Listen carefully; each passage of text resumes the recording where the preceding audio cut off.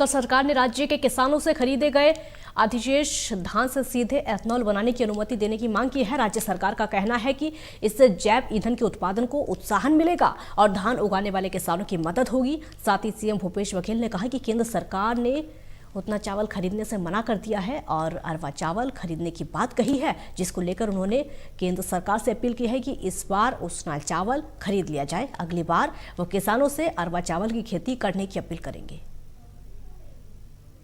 मुख्य रूप से बात वही हुई कि छत्तीसगढ़ धान का कटोरा कहलाता है। पिछले साल हमने 92 लाख मीट्रिक टन धान खरीदा और इस साल वो करीब 1 लाख और उससे ऊपर मीट्रिक टन जाने की उम्मीद है।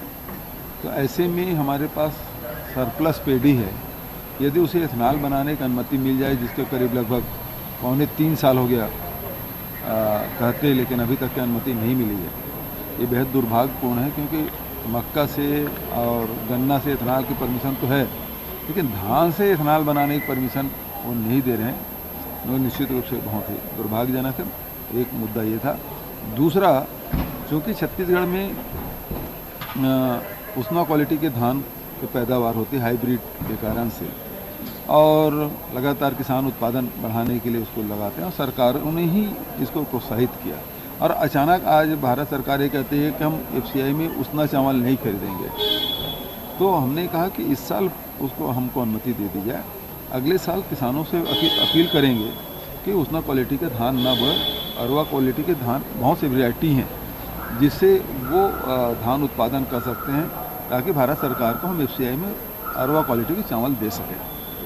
तीसरी बात यह है कि जो सुप्रीम कोर्ट के जो आदेश है 2014 का, जिसमें उन्होंने 215 कोयला खदानें बंद की थी, जिसकी पेनाल्टी ली गई थी, और उस पेनाल्टी की राशि भारत सरकार के पास जमा है। और क्योंकि चाहे उसकी रॉयल्टी हो चाहे पेनाल्टी हो, वो राज्य सरकार का ही होता है। सैद्धांतिक रूप से कोयला मंत्री से जब बात हुई तब भी उन्होंने कहा था कि बिल्कुल आप सही कर रहे हैं, लेकिन वो राशि रिलीज़ नहीं हो रही है।